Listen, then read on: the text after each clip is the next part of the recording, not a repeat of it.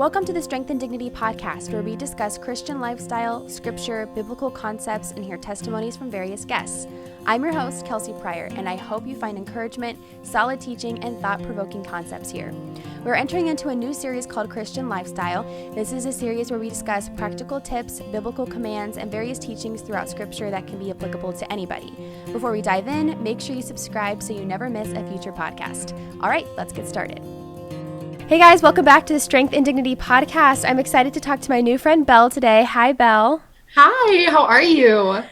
Good, how are you? Thanks so much for joining. Oh my goodness, absolutely. I was so excited when you asked.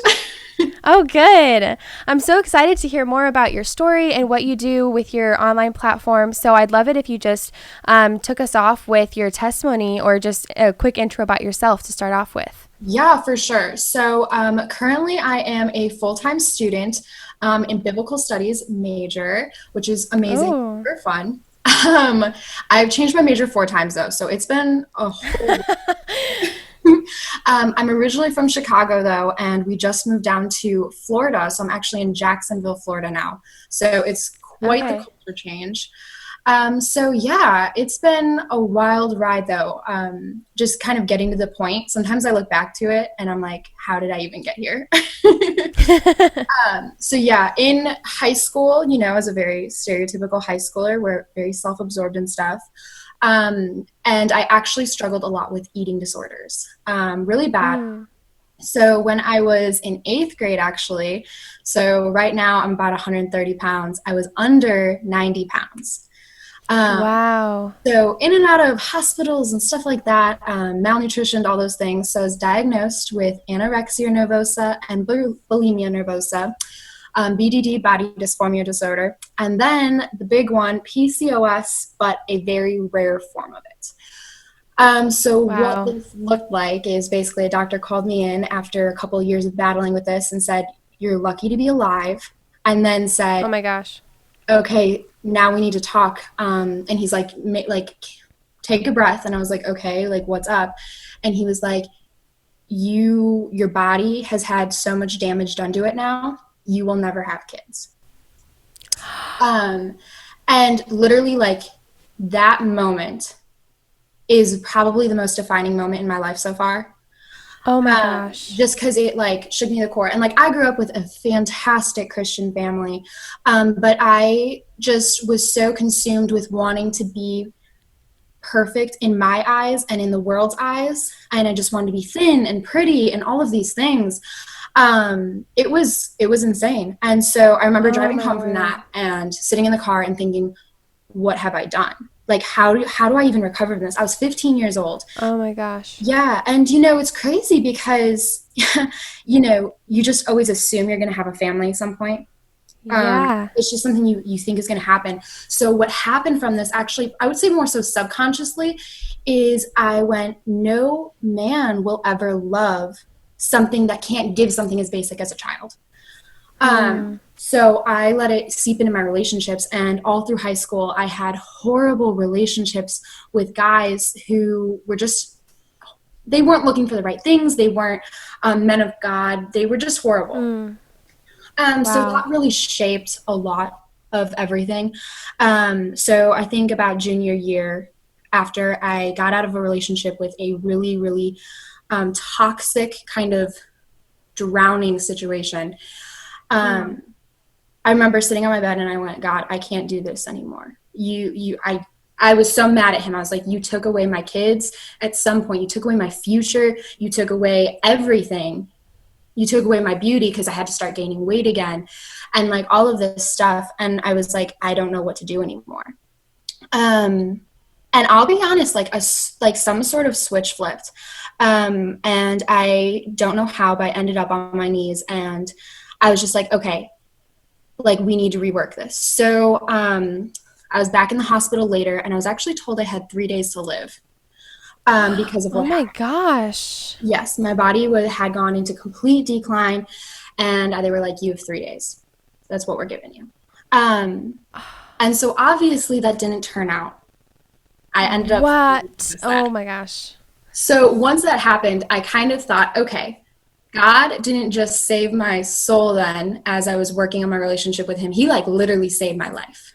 So I kind of Wow. thought like this whole idea of like having a second chance. And I was like, you know what? I'm putting everything in and I'm going all out for Jesus. Like I need to live literally every day for him in such a way that there's such a big impact, because I wouldn't be here without him, like literally. Um, Oh my word. so Wow. yeah. So that's like just a little bit of my story, and kind of how I got here. Wow. I am so shook. I don't even know where to start. That's so powerful. Yeah, Oh my it's been a word. lot.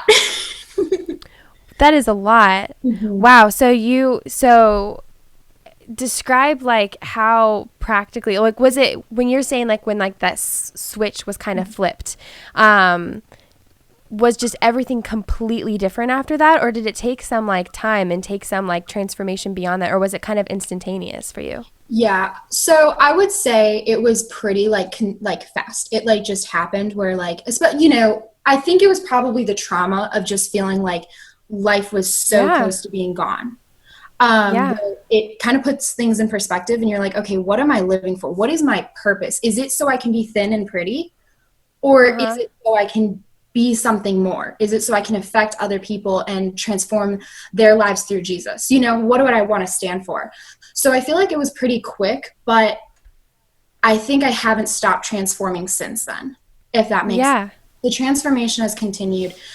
So as much as it was a massive switch, it's continued on and really grown from there. Wow, that's amazing. I love that. So I feel like that sounds a little bit like maybe where your mission statement kind of stemmed out from. Is that true? Yes, that is exactly where it's. So Okay. my mission statement is adventure for Jesus.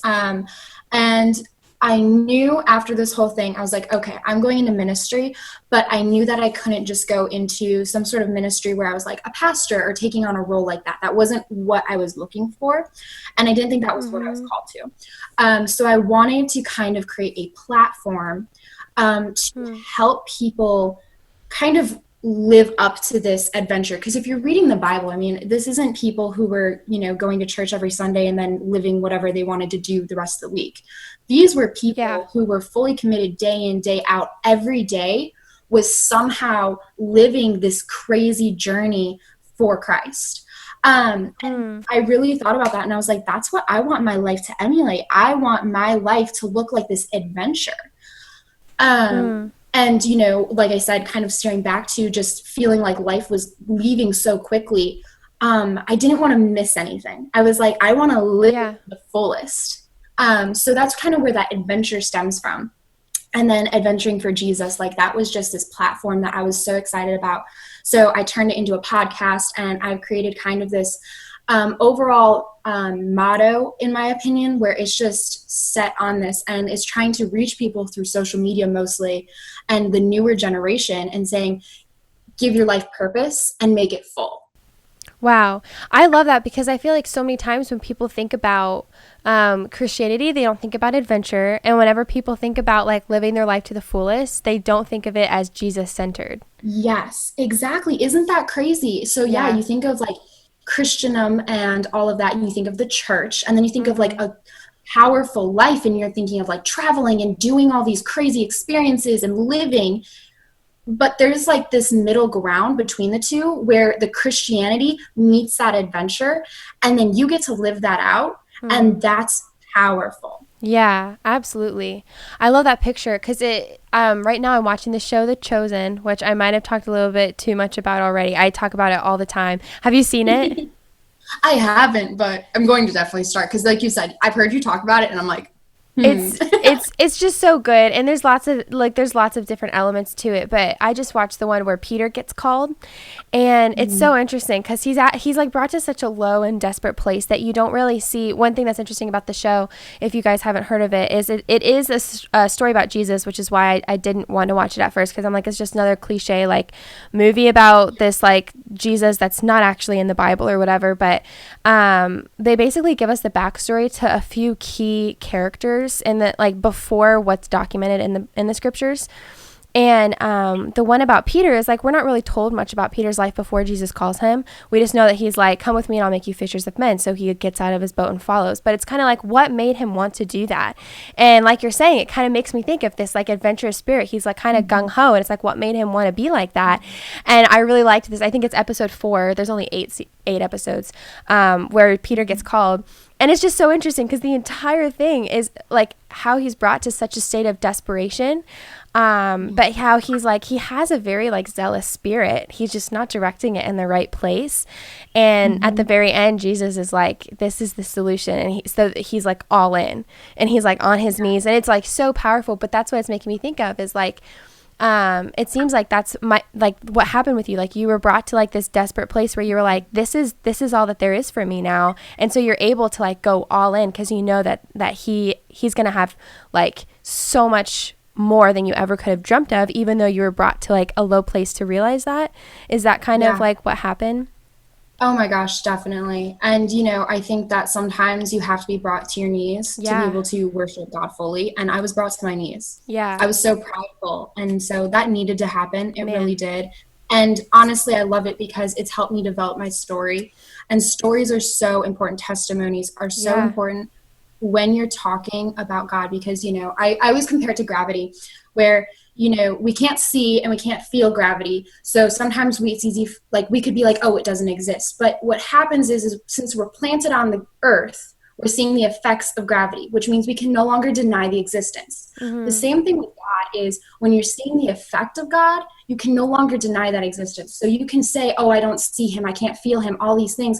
But when you're seeing the direct effect of God in people's lives, right, that's kind of like that proof there. Yeah. And so I think that testimonies, those stories, like it is so important to recognize your own story, even if there isn't something catastrophic in it.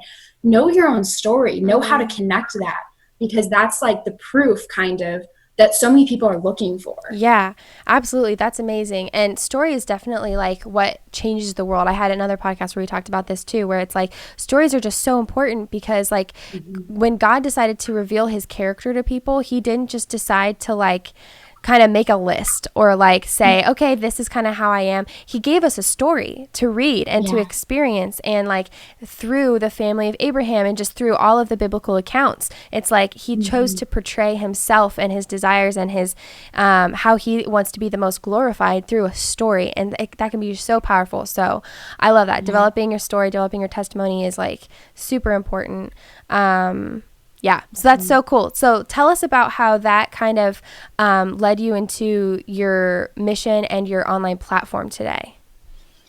Yeah, so after this happened, I took probably like, this is going to sound dramatic, but like a straight up 6 months and just prayed and prayed and prayed and was like, okay, I have a heart for something. I know I do. I have this passion. Yeah.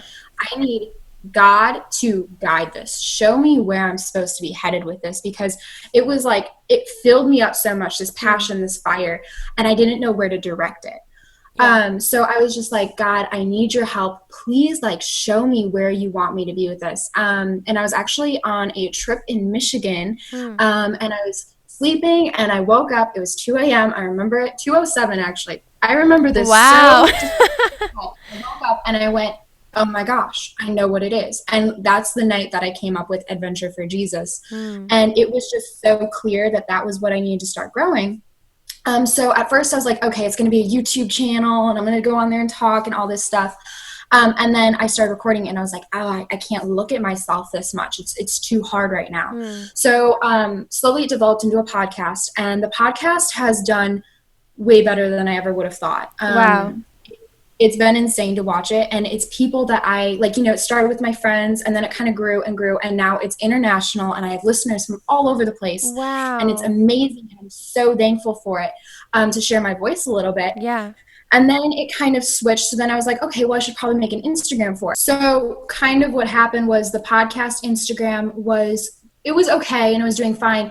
But my personal Instagram started to kind of get more momentum behind it. And I started doing like little microblogging things where I'd post the picture, but have like this story underneath it, or this kind of like mini sermon. And they started doing really, really well. People were sharing them and they were sending them out to their friends and stuff. And it was cool to see all the numbers rise and stuff. And so I've kind of between the two been able to share a little bit about my story and my experience, and then just thoughts and then things I've learned in my biblical studies program, and then also worked with a lot of Christian companies to do marketing and branding with them, which is a newer thing that I've kind of stepped into, to try and help label these Christian companies with a new perspective, and kind of make them able to be more appealing to young adults. Because kind of what was happening is, you'd see the older ladies with the shirts that say like Jesus saves and stuff like that, and then they were trying to market to the younger adults. And so I've been able to work with a couple companies and kind of be like, okay, let's maybe like change these designs. Let's make them more manageable. So that's been really, really fun and really cool, a way that I really didn't think I'd get to use my talents. But God just keeps opening up doors. Yeah. Wow, that's so cool. I love how you're able to use that. So is that what you do full time? You help like with branding and stuff like that for Christian companies? Yeah. So awesome. Between the podcast, which is a part of my income, and then my Instagram, which does a lot of the companies and stuff, that's currently how I'm making a lot of my money. That's awesome. Which is insane. Like, yeah, how would you even think that's possible? I don't know. I love it. I love it though. And that allows you to be like a full-time student and studying the Bible at the same time. So that's amazing. I love it. Yeah. So that's so cool. Well, I'd love to get into if there's anything that God's teaching you right now, anything. It could be related to what you said, or it could be something just completely different in the moment. Oh, wow. Okay. So a lesson right now, I am very much so the type of person who struggles to be content. I'm constantly trying to either get to the next season of life or prepare for something or move on. And I struggle to be in the moment. So kind of something that God has been teaching me right now is just how important it is to be still and be quiet and like rest in Him. And like, I'm sure this is so like basic with the whole quarantine thing, but it's just been such a lesson that's been being taught to me right now. Because, when you're in the hustle bustle of school, so I'm a cheerleader. I run the women's conference that my school hosts. And I, full-time student, like I said, and then with the podcast and all this stuff, it's very easy for me to just keep going. And I was kind of forced to slow down and to be in the moment and kind of think about, the things that matter to me. And like I said, my purpose. So yeah, I think God's just been really revealing to me how important it is to sometimes just be like, hey, calm down, take a chill pill. You know what I mean? Yeah, absolutely. That's so important. That's something that ties into like the idea of a Sabbath, which I have talked a lot about, but I'm going to have another series on that as well. That'll be coming out soon. So that's something I love talking about. But also I experienced it in a different way when I went to Maui for a couple months or a couple weeks. A little over a month, I think, to visit some friends. And my work life wasn't normal because it was all like online, and I had so much extra time. Like, it was really weird because I was getting the same amount of stuff done as I had at home, but like I had all this downtime, and I like actually got to like read books, which I didn't usually like have the time to do. And I was helping them like with their grocery shopping and around the house and stuff, but I got that kind of stuff done pretty quickly. And so I just kind of got to like go out and either like go out and take it slow, like do all the shopping, but as like much time as I wanted, or like at the house. It's funny because like they have little kids, so they have like nap time, which is either when the parents get some work done or they also take a nap. And I was like, oh my gosh, I can take a nap and stuff like that, where I know it's not like sustainable in the long run, but I really got to like kind of cherish that moment of like, I get to just sit still. And that was the phrase that kept popping in my head, was like, be still and know that I am God. Like, it was such a important thing for me to like experience that, because I'm such a like get it done type of person that I don't often, outside of my Sabbath day of rest, I don't value like being still, or even just like on the Sabbath rest, it can become so like normal for me that I'm like, this is the day that I can like sleep in and watch a movie or something, but not like, hey, it's also important to just sit still like in my presence. That's more important than like that's when your soul actually gets a chance to rest and not just your body. And so yeah, I relate to what you're saying with that. That's really cool, really important. That's so good. I love when you said that your soul has to rest, not just your body. Yeah. That was so good. Yeah, my dad talks all the time about how like Sabbath is a time for soul rest and not just body rest. Like every night our body gets to rest. There's those days that are hard and we have to take it a little slower, but like Sabbath is the day we get to like actually let our soul rest. And that's something that it's like not as intuitive, and I think it takes a lot of time to figure out, but when I was in Maui, I got kind of like an inkling of what that looks like. So I really appreciated that. So yeah, that's so good. I love that. And that's definitely just been the lesson that God keeps reiterating. Yeah, for sure. Awesome. Well, I really want people to check out your podcast. Talk about like, what's the name of it? How do they find it? And what are some things that you talk about over there? Absolutely. So like I said, it's Adventure for Jesus. You can find it on almost all podcast platforms. So Spotify, Apple, Google, Anchor, all of them. You can also go to Adventure for Jesus at Instagram.